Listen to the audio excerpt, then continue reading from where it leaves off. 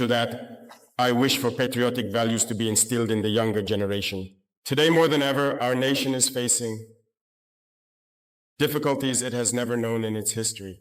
And to overcome, we need to have patriots, citizens of tomorrow.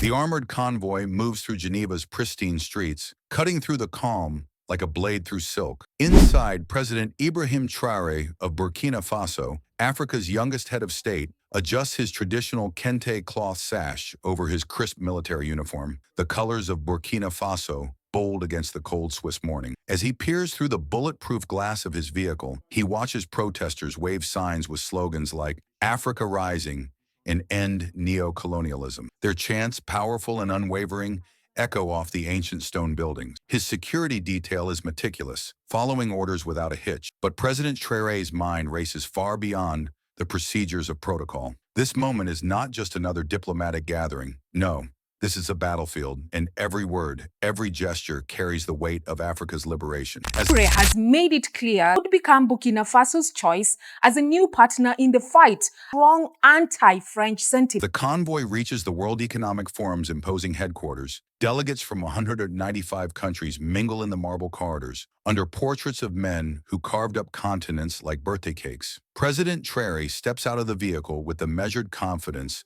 of a man who seized power not through inheritance, but through a revolution born of his people's hunger for sovereignty. Swiss security stands at attention, their earpieces crackling as they prepare for this problematic leader who refuses to follow the unwritten rules. At 34, President Traoré walks into the heart of this global stage with the kind of gravity only someone who has fought and won for their country can possess. He is a man who buried friends and reclaimed his nation's gold mine, someone who expelled foreign military bases from his land, a man who stands tall on the international stage when most would bend to foreign influence. Inside, other African leaders look at him with a mixture of admiration and fear, knowing his presence represents something the established order finds terrifying, an African leader who serves his people and not foreign power. The moment is thick with the tension of what is to come. The ceremonial hall is a place of power where protocol is carefully orchestrated to maintain the order of things. The rules are simple: approach, salute, shake hands, and then step back. It's a dance designed to reinforce the invisible chains of global order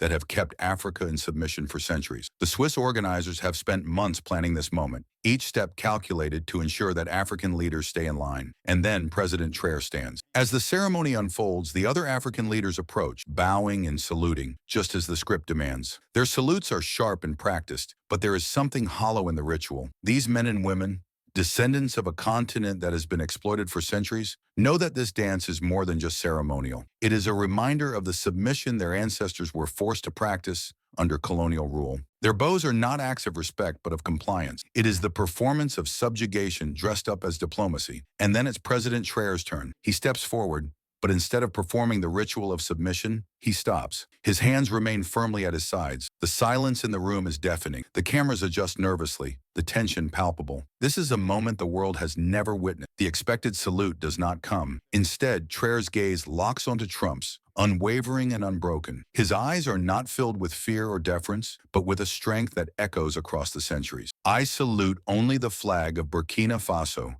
and the dignity of my people," he declares, his voice carrying the weight of every African who has ever been forced to bend the knee. In that moment, the world watches as Africa's dignity is restored. The silence in the room stretches for what feels like an eternity. It's a moment of defiance that will change the course of history. The Swiss organizers scramble to understand what just happened. This was not part of the plan. There are no procedures for this. No African leader has ever dared to refuse this ritual of submission. The other world leaders shift uncomfortably in their seats. Some are horrified by the breach of protocol. Others, particularly African leaders, feel a sense of something they have never felt before: hope. The cameras continue to flash, capturing this unprecedented act of defiance. Traoré's decision to reject the salute is not just a political statement, it is a statement of sovereignty. It is a declaration that Africa no longer needs to perform rituals of submission to be seen as legitimate. His refusal challenges the very foundation of the global order that has kept Africa's leaders dependent on Western approval and foreign aid. The West has long used these rituals to maintain psychological control over African nations, reinforcing the idea that Africa needs the West to thrive. In that moment,